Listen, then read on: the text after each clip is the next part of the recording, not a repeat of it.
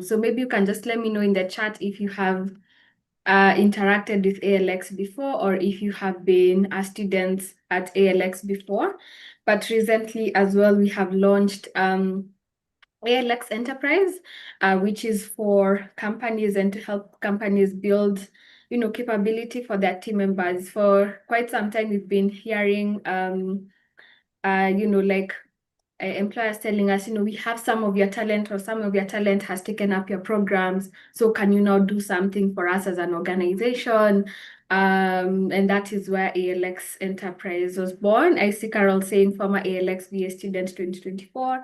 I think that was the year that we brought it back, actually. So we must have been among the first students when we brought it back. So pleasure to connect with you. So I'll share my screen and, guide you through what I have. But some of this information is something that you might already be aware of, or you might already know, and then some of it might be new. I think the importance for this session is us to get to collaborate and share with each other. And not just learn from what I will share, but from our interactions with each other. So I'm hoping that even our chat, the same way it's quite alive right now, we will keep it that way throughout the session. So let me share my screen. All right, I'm hoping that Irene, you can maybe confirm that you can see. Yes, we can. Fantastic. So it was interesting to just hear more about what you're looking to achieve at HR Month. And when we think about AI, it's such an interesting topic. I know, some of us have been using different AI tools for quite a while. And it always seems like there's always something new with these tools, or there's always a new capability with these tools, or something that you can do differently. So case in point, yesterday I was trying to work on a presentation for something, and I asked ChatGPT to give me the slide structure. And then it ended up giving me the actual presentation, and I was like, oh, ChatGPT now can do event presentations and design presentations. So it's always like there's always something new. But today we'll contextualize a few things just for you as a person. So today's session is focused on you as a HR professional, or you as a person, not for the organization. And then next week, hopefully, we can cover now, how you can support your organization when it comes to AI. But today's session is just a few things that I think I should share with you and that are important. And so hoping that you will get to interact with accordingly as we go through the session. So as Irene mentioned, my name is Esther. I do marketing and operations. And AI has been such a big aspect in terms of my day-to-day, and even in terms of like when AI was launched, different AI tools, I was one of those very curious people who jumped on the bandwagon to learn about AI, to learn about different things. And so that's why I'm here. So I'm not necessarily here in my capacity as marketing and operations. It's more around, for me, I've been always very curious. I've been reading a lot on it. I've been experimenting a lot with AI. And so I'm just bringing some of those things that come as a result of my experimentation and how it applies to the HR aspect, especially because I've also, in my different roles, I've been a hiring manager as well. And so there are certain things that have been very instrumental in this process. And so whenever we think about AI, I think when ChatGPT, when Claude, when Perplexity, and all these other tools came up, I think we were kind of just curious, what can AI do? And I think so far we have seen the things that AI can do. But as we go through this session, I want us to think about where your time goes. I'm sure, there are certain things that you do in your day-to-day that you're like, is this creating value, or can AI kind of like help me with some of these things and help me create value? And so that leads us to something that I want us to share in the chat before we start. There are certain things that maybe I want you to reflect about in terms of where your time goes. One, what is something that took you longer than it should have? You are like, this is something that's taking too much time. In fact, I don't understand why it's taking too much time and consuming so much time. What is something that you have been doing lately that required you to start from scratch, start from the beginning, and you're like, if only I could get a post and it could help me create something, and then maybe I refine, that would be good. Or what is something that involves reading or processing a lot of information? Maybe there's some documents, policy documents, and all that you need to read a lot, and you're like, this is taking so much time. What is it that requires repetitive communication? I'm sure as HR managers in different areas, you communicate to so many stakeholders. I can only imagine, depending on your organization, the different stakeholders that you need to interact with. And maybe some of that is repetitive communication, and maybe what is something that made you think, I do this every week and I could get help from different AI tools. So I want you to share in the chat. I'm just going to check the chat. Take time to reflect on this. If you'd like to unmute and get to speak, feel free to raise your hand and you can go ahead. So we will have a very interactive session. But just checking through the chat, I can see Eunice saying reports. Oh, I can imagine. I think reports are just hectic, hectic, hectic, hectic. I feel you, Eunice. Esther is saying policy reviews, reports, and meetings. I totally understand. Developing training programs, reviewing policy documents. Clearly, this thing about like policy documents and reviewing, it is like a big, big, big pain point. And I can see why. There's disciplinary minutes taking. I have a hack for you, Florence. I have not included it in the presentation, but remind me at the end to help you with the minutes part. Reports and training dashboards, drafting letters from scratch, looking at analysis of data from various ports. Okay, so there's a lot of things. Repetitive communication, recording of minutes of many meetings. Okay, I think we can start to see some key things. I think what I'm hearing, there's a lot on policy side, policy documents, there's the minutes, there's reviewing policy documents here, which you've talked about, there's communication to different audiences, minutes again. Okay, interesting. And thank you for sharing this because I'm hoping that maybe some of what I share can help you in terms of just improving your workflow and saving a bit of time. One of the conversations I was in recently is people were talking about, how when using AI, sorry, I think someone just unmuted. Okay. When using AI tools, the idea is not for it to just save us time for the sake of saving time. So can it save us time and then we focus more time on relationship building or spending time with our families or, having, just time to like relax and all that. And so I see Jackie on PPT presentations. I agree. Some of these presentations take a lot of time. So, okay, I think that sets a good precedent for today's session. And so one of the things I want to guide you through is, so there's what I call, and this is something that I've just discovered, which I call the KITES framework. Please don't go and Google. It's not something that, someone smart somewhere has put on the internet and written a paper. This is just something that I use in my process, and I'm going to guide you through each of it. But in everything that you have shared, in all the comments that you have shared in terms of where you think you spend a lot of time, something that you think is repetitive and all that, when you're thinking about that list of things that you have, where can AI help you create? So move from 0 to 1. Where can AI help you analyze and see patterns? There's someone who's talked about like things like data, analyzing it and all that. Where can AI help you analyze? Number 3, where can AI help you improve and strengthen existing work? So maybe there's something that you already do, but maybe you want to strengthen it, and what's the opportunity for AI to help you in that? Then personalize. We've talked about, and I've seen in the chat, a lot of you communicating to different audiences. I think that is very key.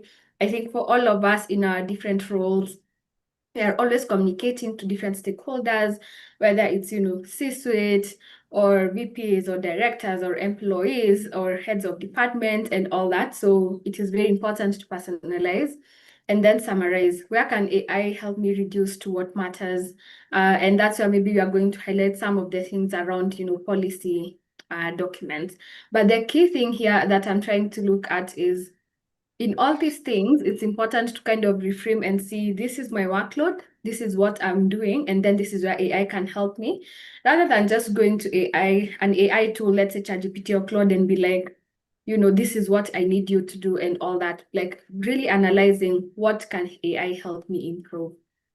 And so let's talk about creating and, a use case. And I will have an opportunity for you to get this slide deck. We'll put a link where you can get access to this. So no need to take screenshots unless you want to. So feel free. But when I think from a HR perspective, some of the things that are useful is maybe you are trying to create something. There's someone who's talked about designing a leadership program or designing like training programs for employees. So this is where, you can use AI as a thinking partner or use AI to create from 0 to 1 and then you refine it. But what I've seen most of us do often is, we will go and put like a blanket, basic, let's say prompt and say, create an onboarding plan for new employees. But you have not given it context, you have not given it the audience, you have not given it the objective, you have not given it the structure. And so if part of your day-to-day is creating training programs, or leadership programs, or depending on the learning program that you're creating for whichever audience it is, some of the things I think it's important from a HR perspective is getting to understand the context, audience, objective, and structure, and putting that in your prompt so that then the output that you get, it's well like defined, it really like touches home on your organization, and it really like reflects what you are trying to achieve. So something like, for example, I am designing a 30-day onboarding experience for 15 new employees, da, da, da. But something that you'll see here, it's the specific information around, creating like a structured onboarding plan covering pre-onboarding and all that. And then you're sharing the objective. And then for each stage, what do you want them to cover? And then also identify some weaknesses that, maybe traditional onboarding programs have that you should avoid. And so when you really think about this, then you're starting to think holistically and in terms of like, what is this that will really, really help my organization? And also, by the way, you can ask questions. We will have question session in the end, so worry not. Number two, talking about analyzing information. I think all of us experience, engagement survey responses on a regular basis, or, feedback sessions or whatever it is on a HR level. And so again, the key thing here is not just asking it to summarize, but to help you see what matters. Because, sometimes you are pressed on time and you have these loads of feedback or responses from so many people in your team. Depending on your organization, it could be, hundreds to thousands of people. And so when you just ask AI to help you summarize, then, AI will decide to summarize the way it wants to summarize. But then when you ask it to help you see what matters, then you can easily see what are the action points that you need to take from this feedback, or even report writing. I think someone talked about reports. So what is the things that, you need to highlight like in your reports? What are the things that are the critical issues and all that? And so even before jumping onto solutions, you want to be able to understand the issues, and AI can really like help you like surface those issues, understand like what's I think there's someone who's unmuted. I'm not sure who it is, but maybe you can just try to mute so that we all have a good experience. But yeah, so think about in the list of tasks, when you are talking about the things that take too much time, or that the things that you need help in, where can AI help you analyze and really interrogate that information so that you really understand it well in a way that saves you time, but in a way that's also value for you and value for your organization. The other thing is I on improve. This is where I usually think about using AI tools as a thinking partner. I'm sure on a regular basis you encounter so many challenges that you need to solve for. And so challenges that, maybe you need to create something from scratch or you need to find ways to solve that challenge. And so for me, what I've put here just as a use case, for example, is maybe there's a challenge when it comes to, leadership, for example, and you're trying to think through maybe that the solution is around, leadership, development. So then how do you work with AI as a thinking partner, where it helps you like analyze maybe gaps in your situation, areas where, you can propose like really clear outcomes. I think everyone has interacted with finance team. And if anyone here is from the finance team, we love you guys, finance, but the finance will always ask, what is the return on investment on let's investing in this program or whatever you need to do. And so you're trying to use AI as a thinking partner. So this is another critical use case where you're kind of like thinking about the context of your organization, and then you're bringing in an AI tool to help you think through that problem that you're trying to solve or that solution. Again, you will have access to these slides and you can kind of like see how different it is to, just do something from, write a proposal for a leadership development program versus like a thinking partner prompt and how it can help you like improve in your work. The other thing is personalizing.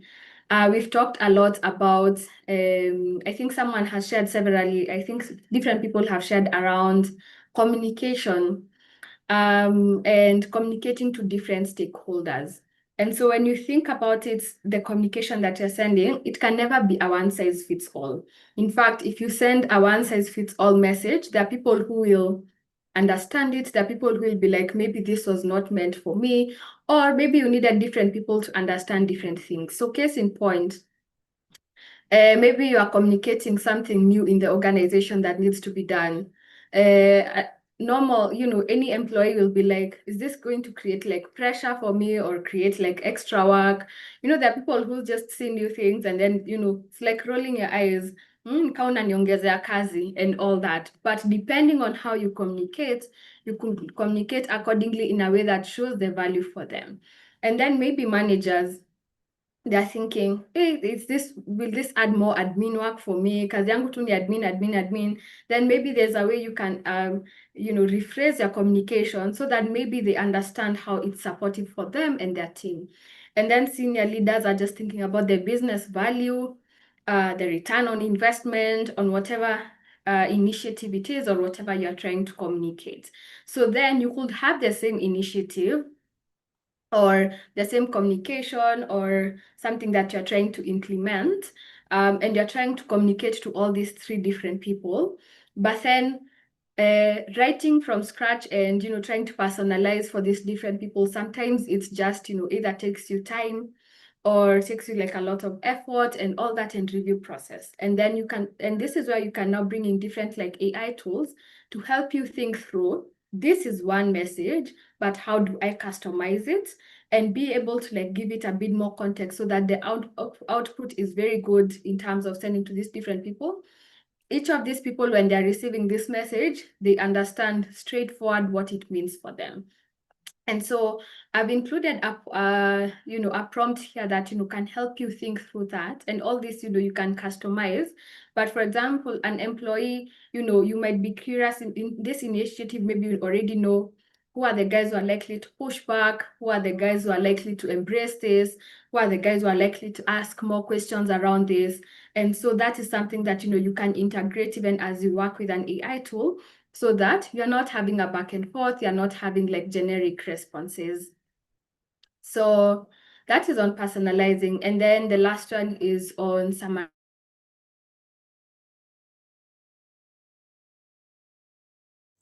You are muted. Esther, you're muted. Oh yeah, sorry. I think I saw a notification that you muted everyone, and then I got muted in the process. My apologies. Okay. But yeah, so the last thing is on summarizing. And summarizing for a purpose. I think we have all talked about reviewing policy documents. And so the traditional, or how we think about it, you're just like, you upload it, maybe for example, and just say, summarize this policy. But when you really ask a blanket question to like summarize, are you really getting to understand the critical things that maybe affect your role or might affect your organization or affect different stakeholders in the company, depending on whatever the policy is? And so something that I think is an interesting framework for everyone who talked about reviewing policy documents. Rather than a blanket summarizing it, you can ask AI to help you with analyzing, for example, what has changed. Maybe this was a new policy or a change or some adaptation to a previous policy. So what has changed? What are managers now responsible for? What decisions need to be made? What situations must be escalated to HR? What are the common mistakes that managers could make as it relates to this policy? So there's no shortage of outcomes that you need from a particular policy review process, but those are the things that you kind of need to go into detail. And then you will be able to get a better summary that suits you and you can take actions rather than getting just, summarize this policy, you go through it, but you don't really know what actions need to be taken, who you need to inform, what you need to be you need to take note of in terms of what might arise. So this is something that will be really important and to take up. So in all this, I know you have seen all these prompts in the different situations, whether it's creating, summarizing, personalizing, and all that. And so in all that, there are certain things that underscore that are the foundation of anything, regardless of the task that you're trying to do. There are certain questions that you can try to ask, or you can try to add on to your prompt, or add on to whatever tool you're trying to use to make sure that you get the right outputs. So, who should AI think like? What does it need to understand? What exactly should it do? Because sometimes we tell AI something and then we've not even asked it like what you want it exactly to do. What are the constraints and what it should avoid and what output? So maybe for you, maybe you want a Word document, someone else wants an email, someone else maybe you want a presentation deck and all that, being very clear. So again, you go back to your list of things that you want AI to support you with, or the things that, you see the things that you're saying that, it could be very handy if AI helps you with. And in trying to work through that situation, remember this framework where you're thinking about how should the AI think, the context and all that. One of the things that I try to do, and maybe I don't know whether it's an issue for you, you can let me know in the chat. Sometimes when you're trying to type a prompt, and maybe you've seen prompt engineering and all that, you feel like, I'm so tired of typing this prompt, it's too long. I don't know whether some of you get tired of giving writing and giving AI context so that it gives you an input. And so because you don't also have much time to write it down, then you end up not getting the correct input. So something that I do personally that I think saves me time is I dictate. So on ChatGPT, there's that, for example, found on where you can dictate rather than write. I found that you can dictate a whole page worth of context and all that when you're just speaking, compared to when you're typing, and that will have taken you maybe up to 10 minutes, for example. So that's just a trick where sometimes in these prompts or whatever you're trying to get AI to do, you're like, if I have to write all these things and all that, it will take me so much time. But if you're able to just speak and dictate, it actually takes so much time and you get better context. Think about it as whatever task it is, you're maybe trying to explain to your colleague in person, and you're trying to tell them, this is what I want, this is the output that I want. The same way you'll explain to a colleague is the same way you can implement with these tools and get a better response. And so this is just a framework that you can think about in all the tasks that you have. And so the thing that I just want you to think about maybe is try to move from just using AI as an assistant to as a thinking partner. I think in all the things that you're trying to solve for, or the things that you're trying to create, or your day-to-day work, how can you make AI think through it with you? You see, the thing sometimes that I like to leverage on these tools is sometimes they have a lot of background of information that we don't have. Maybe just you can just type in the chat. I don't know how many people use Perplexity. Perplexity AI. I know ChatGPT and Claude, I think all of us most likely use it. Maybe just type in the chat, anyone who uses Perplexity. I'd be very curious to see. And why I say Perplexity is quite a good research tool, especially maybe you're trying to create those policy documents, or you're trying to do some research on something and all that. Yes, I see you use Perplexity. It's very good for research. But one of the things I realized with Perplexity that it does well is using it as a thinking partner and helping it to just it can do research draw from case studies, or maybe want it to draw from specific companies and all that. So it's very good at doing that. Why I raise Perplexity is because Perplexity research is more reliable, from being more accurate. One of the things is that I do is I go to ChatGPT, I explain the problem that I'm trying to solve for, but then I ask ChatGPT to create an extensive prompt for me in terms of this with different like subsections that now I can take to Perplexity. So ChatGPT is a good thinking partner in terms of helping you maybe break down a problem. So maybe again, maybe going to the problem that you have, where maybe there's a leadership issue and whatnot. It can break it down into different subsections, and maybe you're trying to do research on it. Then you take that prompt where ChatGPT has broken down different things or broken down your problem, and then you take to Perplexity, and then it does better research for you, and then you bring it back to ChatGPT to summarize. Now, it can seem like a long process, but that's how you're using AI as a thinking partner, where you're trying to draw from research, you are trying to like draw from different sources and things like that. So that's just an example, but I like that you're using Perplexity. If you aren't, you should open a Perplexity account, especially if you're doing research. So in terms of thinking, this is some of the things when I'm trying to use AI tools as a thinking partner. These are some of the aspects that I'm trying to think. One, it's maybe challenging your assumptions. Remember, you're human, and maybe you don't know everything, and also you have your own assumptions, or your reasoning is different from someone else's. And so as a thinking partner, you can use different tools very well to challenge your assumptions so that you see where do you have the gaps. Because as human beings, we'll always have gaps because we won't always have knowledge, infinite knowledge on everything. And so it can help you challenge your assumptions so that you're saying, maybe this is where maybe I'm doing well as Esther, and maybe this is where I have a bit of a shortfall, and maybe this is where maybe I can make up for it. The other thing is giving you another perspective. So, you want maybe the perspective of an employee, a CFO who is always asking for return on investment, maybe your boss, line managers, depending on how your organization is structured.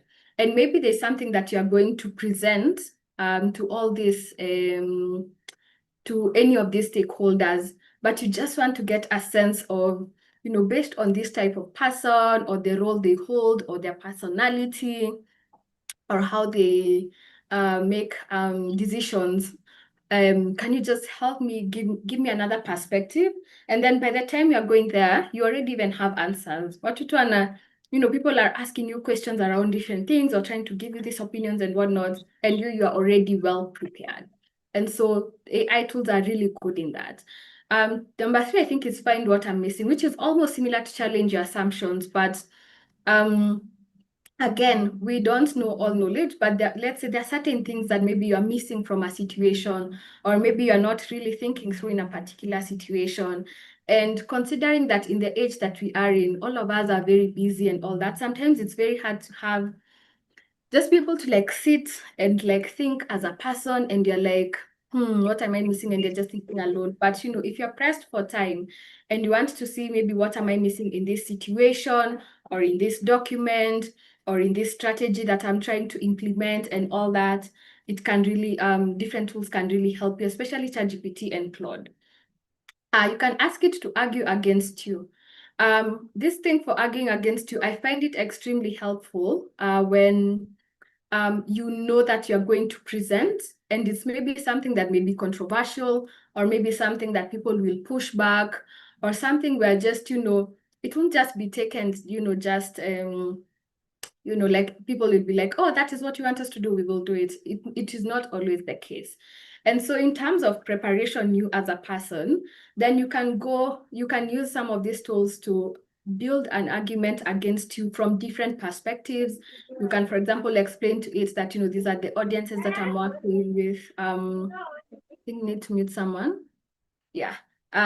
So you can ask it to like argue against you and give you like evidence and all that. Again, when you're going to those rooms, you're already prepared.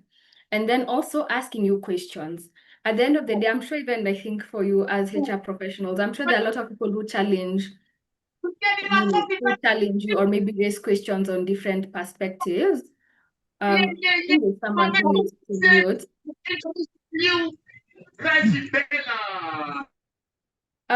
If you are unmuted, maybe just try to mute on your end. I can't seem to see who's unmuted, but please mute.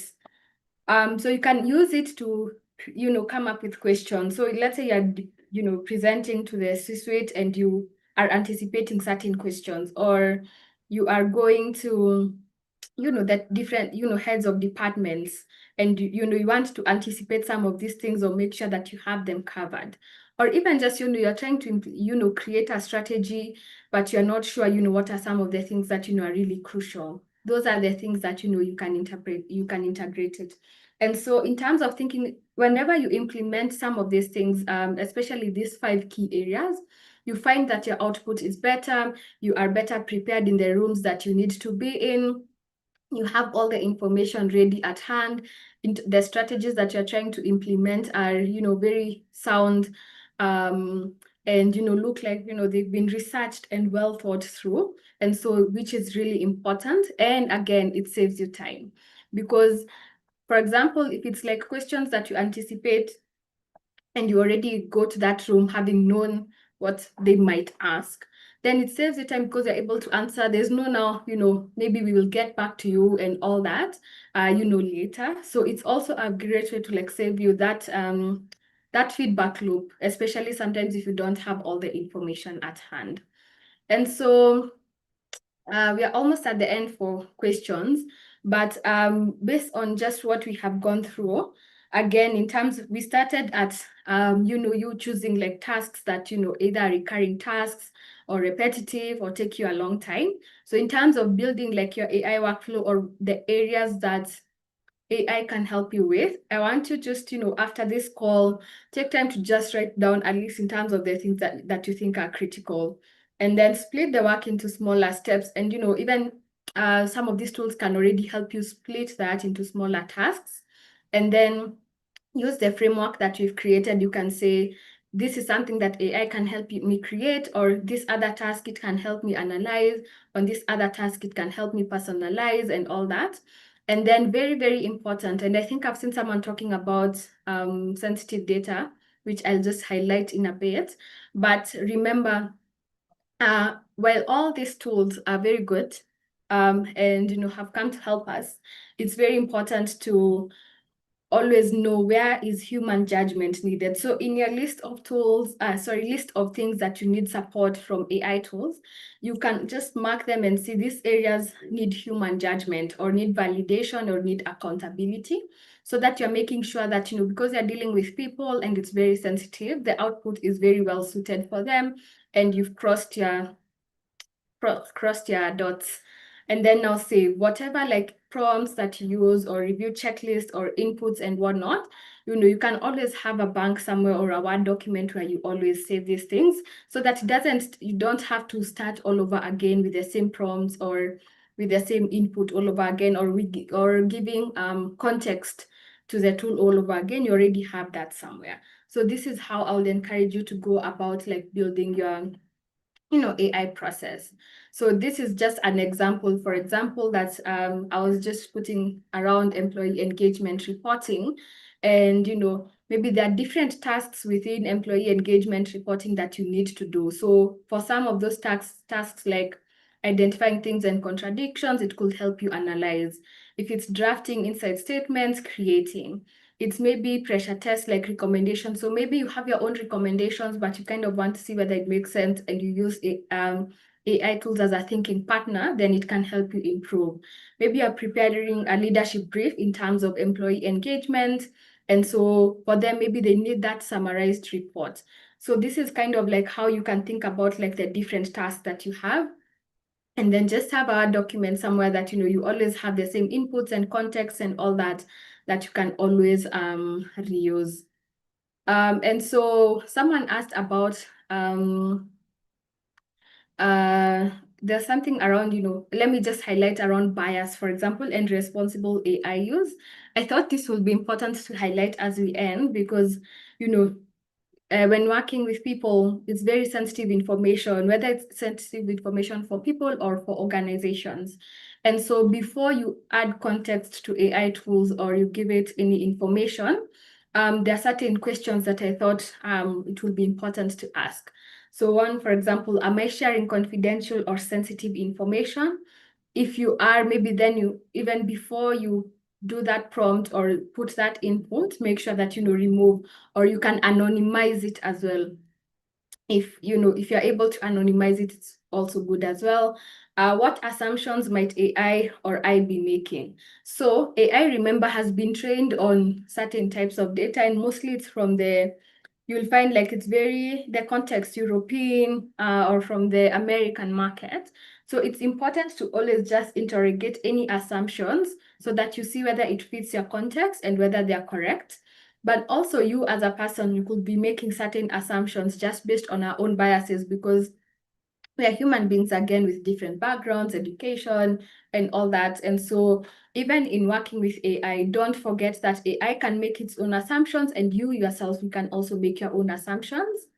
Number 3 is, can you explain to someone why you are using this output? So for example, if it gives you email communication and all that, can you justify it in different contexts? Because I know different companies have different AI use cases and what you can use AI for and whatnot. So make sure that it's in line with your company policies. And then, am I applying the consistent criteria across people? This, I think, applies mostly to especially like hiring and all that. So make sure that, remember, the biases that you feed into an AI tool, it can also give you that output that has biases. And so again, going back to using AI as a thinking partner and arguing against you or surfacing assumptions and things like that, always think about, are you applying the same consistent criteria across people or across different issues, for example? And then always, if let's say you are using AI to help you make particular decisions, always think through whether this decision requires human judgment or even further review before even implementing it. Because AI tools are very good at suggesting solutions and whatnot. So always just think through that human judgment aspect. But yeah, that is the end of my presentation. I know 1 hour is a short time, but I wanted to create time for questions and comments. So that is it. If you'd like access to this particular deck, I've put the link here, which I'll also put in the chat. And then we will be able to send you this deck, which has the prompts and all that you can use on a regular basis. But I think we have around 13 minutes for questions. So maybe you can type in the chat, or you can raise your hand and ask. Thank you, Brenda. Thank you, Grace. Thank you, Mary. Appreciate that. But yeah, so I don't know whether there are any questions.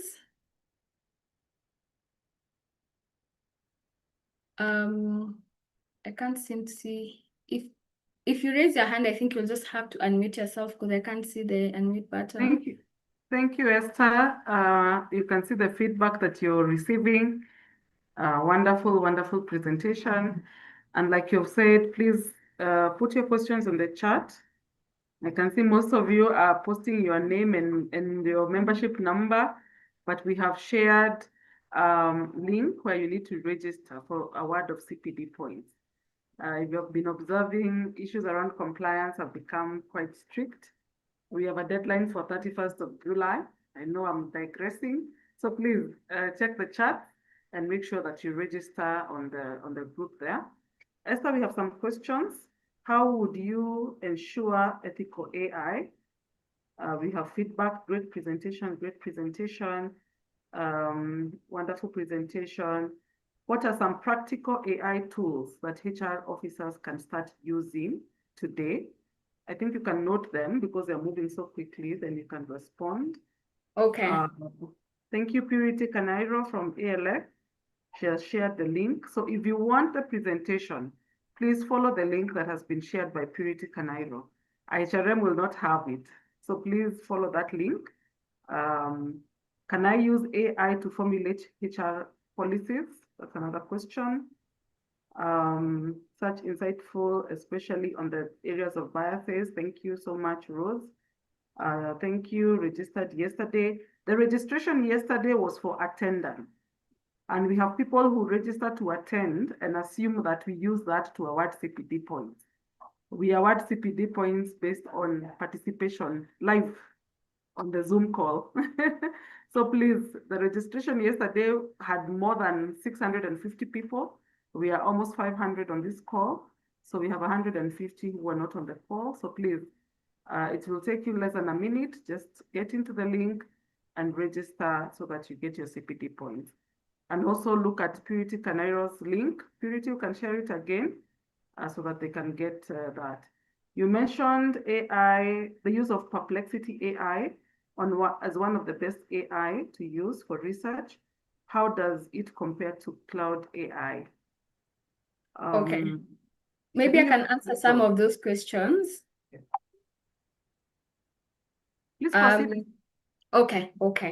I think there's a question around how do you ensure ethical AI. I think in the HR context, being ethical will be making sure that you're not sharing confidential information, you're not sharing sensitive data. I think, so one of the things I think to note is a lot of these AI tools, because they come from different, markets, US, European, their version of ethics and our version of ethics will be so different. And so then that is something to make sure that, you ingrain in terms of using AI. But I'll say making sure, confidential, sensitive information does not go into any AI tool at all, because AI stores that data. And so that means that you're sharing that data in a way that could be also accessed by someone else.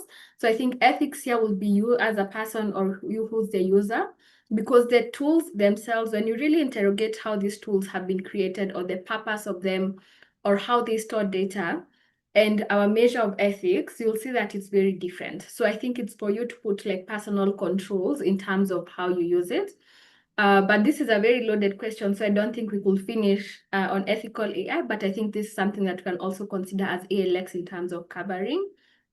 There's a question on practical tools that someone can use today. What I will say is for anyone who does a lot of research and you want accurate research or research that can be drawn from reliable sources, I usually use Perplexity and I specify. So maybe you want research from academic sources or peer-reviewed articles or HR policies that maybe might be out there and all that, and you don't want hallucinations, because I think ChatGPT and Claude, both of them can come up with certain as hallucinations. So the first draft I would say is Perplexity in terms of and you specify where you want it to get information. Do you want it to get information from just general articles or written papers or policy documents, whatever it is? That's something that you can use. I find ChatGPT good as a thinking partner, honestly. When I'm trying to solve a problem for me, I actually just open the dictation button for ChatGPT and describe the problem. Again, also being aware of sensitive data and anonymizing anything that needs to be anonymized. But I find that it's a great thinking tool and you can ask it questions. Claude can do that some as well, but I find for me ChatGPT is better. And then because you can also ask ChatGPT, ask me any clarifying questions before you even give me a response. Like you know, if you are talking to a person, what questions would you ask me when it comes to this issue? So I find ChatGPT to be a great thinking partner. For Claude, I find it great to be either creating documents or anything that has to do with writing, whether you're customizing writing, written communication for different audiences, or you're trying to come up with a document and something and structure a document a certain way. For me, that is what I found Claude most useful for. Yeah, so those are the tools I'll say. There are also tools for creating presentations. There is GenSpark AI. I think the best tool that I've worked with so far for presentations is GenSpark AI. The only thing with GenSpark is, and maybe I'll type it in the chat once you're done, with GenSpark is you have to pay to download the presentation. But if you only need a presentation to, maybe screen share or you're presenting to people, it can do that and you can present it on that platform. But so far, I mean, Claude, ChatGPT and all these other tools, they create presentations. But for me, what I found works well with presentations is that. Yeah, so I think that is what I would say, practical AI tools, but I think it just depends on the use case and what you want to use it for, and you could also find that your experience is different. There are people who find Claude better than ChatGPT when it comes to like thinking and brainstorming. So I think maybe it's just you experiment with them and then you get to see. There's a question for Faith on, can I use AI to formulate HR policies? You could, but make sure they're grounded in like proper research and proper references, because again, ChatGPT and Claude can hallucinate. So I think this is where you can use Perplexity quite well to just really dig deeper, because what Perplexity does, it also gives you sources of where it has gotten that information. So you can use it for a rough draft, but be sure to customize it for your organization. Make sure you contextualize it for your organization. But that is what I will say on the HR policies part.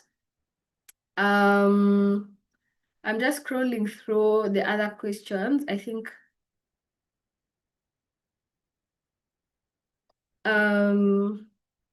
I've missed some questions. Okay, let me see. Someone was asking about whether to use Copilot. I think you've explained the comparison depending on your need and also experimenting to pick the one that's best for you. But there was one on, you have to log in. How do you handle issues of privacy? And yet you have to log into these platforms. Someone responded and said it's safer to use the paid for platforms. Is that the case? Maybe Esther can add on to that. I think the logging in aspect is something that for sure you need an account for all these platforms. So I think privacy from that aspect might be tricky. And maybe you can also follow up with your IT team in terms of what data, like what are the risks? For us, what we've done in the organization is you can always ask our IT team, like if I'm creating an account on this AI tool, what are the risks to the organization? So if that's something that you're concerned about. But in terms of like information, I think it's making sure that you just don't feed it any personal information, including names of people. Maybe kuna mtu amekuchokesha na you go to rant about this person, don't use their names. So what I think I found is the privacy aspect, it's like a hit or miss in a sense, because a lot of these tools, they're not built with someone's privacy in mind. So I think it's for you to just align with, let's say, your organization or whoever is responsible for AI integration and use in your organization in terms of what makes sense. Yeah, that is a very tricky area. All right. Thank you, Esther. We have 3 minutes to go. before we bring this to an end, I'm seeing someone else ask about Copilot that they didn't hear you talk about it. Oh, sorry. Yeah, I sorry, I think forgot. Personally, I haven't used Copilot really, because I'm also trying to not have so many accounts. So I haven't really used Copilot. So that's why I haven't spoken around it, because I haven't quite used Copilot, and it's also not something that we use in the organization, because for us, I think we tend towards using Google Suite, and I think by default that's how we haven't used out Copilot. Yeah, but I think if anyone else has comments, they can share their comments on the chat. It's just that I haven't really used Copilot because I find ChatGPT, Claude, and Perplexity do a lot. Sometimes I'll go to Gemini, but just to counter check something. But yeah, and actually there's someone who asked whether, paid versions are better than the free versions.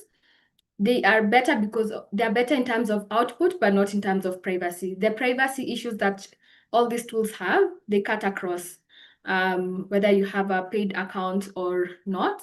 But what I found with the paid account is the output is significantly much better, and you can do a lot with it compared to the free accounts that can give you very basic responses or very basic outputs.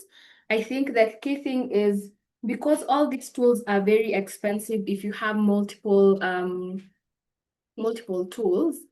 So for example, for me, I pay for ChatGPT and I pay for Claude. I put it as a line item in my budget every month, but sometimes I pause it just, when I feel like maybe I might not use it this month for maybe a couple of things and whatnot. So I know it can get expensive, but once you define the list of things that you need AI tools to help you with, then you're able to clearly define maybe which are the tools that you'll rely on more than the others, which one maybe you can pay for and which one you don't need to pay for.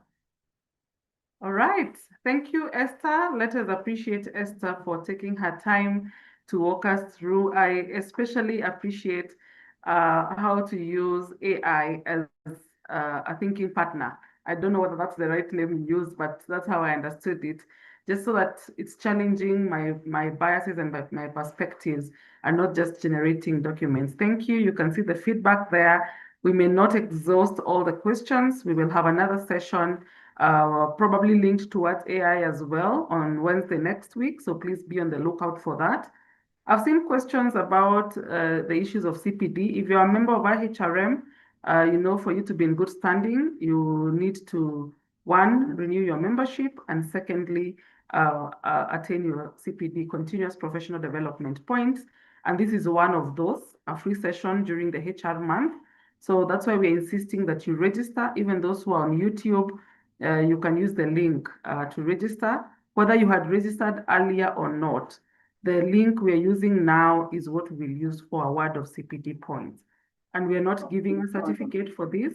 So that is the data we will use on our end. So please respond to that so that we're able to award the CPD points. Allow me now to invite our Executive Director, CHRP Qureshi Abdullahi, who has been on the call silently to say hello to us before we bring this to a close. Madam Idi, karibu. Thank you so much for hosting this. I have really enjoyed every bit of it, learned with everyone throughout this call. And as you can see, the kind of partners we bring on board. I know most of you, when you hear about AI and the likes, the first thing that come to mind is how do we outsource it? Do we need an international person to do this and all that? So, and this is a learning curve that we all must adopt. I think we've spoken what she mentioned, and I really like bringing in. It's no longer about just an AI assistant. It's about a tool that thinks with you. So I hope, and it's my prayer for the 500 of you who are on this call, and those of you who are following us on YouTube, please ensure that you go and implement, first of all, for yourself. That is always where I start from for everyone. And then if you need more help at individual level and even for your organization, please reach out. to Esther and her team. They will be helpful to you. Some of the tools, they can help you customize all the questions you're asking and all that. It's something that as our partner and also for you as a member of IHRM, they can give you all the support that you need. You've heard her talk about hallucination. I have received documents from people just straight from AI. Unfortunately now, for most of you and also for us, including now our Esther, she will tell you by just the look of a document or even a policy paper, she can tell that it's AI generated. And trust me, it's not just about the content. There's so many other parameters that for me, within the first 5 seconds, I can relate to a content. So let's get to that place. Let's not talk about AI replacing what. AI is just here to simplify our lives. And I like what she closed with. First of all, map out what are those items, what are those rules that you need the support of AI. And based on that, then you can invest. I'm calling it an investment. And then there is monthly, there is annually, depending on your needs. And then you can pause, continue from where you left. So let's make HR very relevant, very tech savvy. Let's learn these skills together. And today, just like, I don't know, I will just have to admit, Esther, believe it or not, at my level, I was hearing about Perplexity for the first time. So I hope, I don't know who else can be that vulnerable in this call and say even me. So, and I've downloaded it and now I know what to do when I have to research on something. So thank you so much. Thank you. It doesn't matter which level you are in. We are learning together. Asante sana. And Irene have talked about, we're going to have webinars. Please check our social media groups. We have just announced our sports day.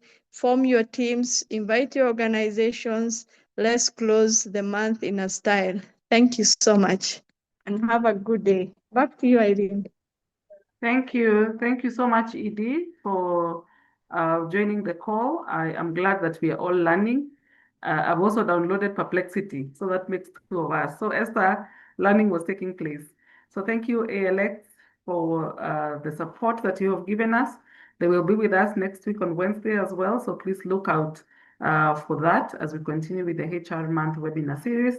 And we thank you so much for taking time to come. I hope you have learned and we have taken note of your comments and your feedback on the platform. So thank you. Have a wonderful rest of the afternoon. Thank you. Have a nice afternoon. Bye-bye. Bye-bye. Thank you.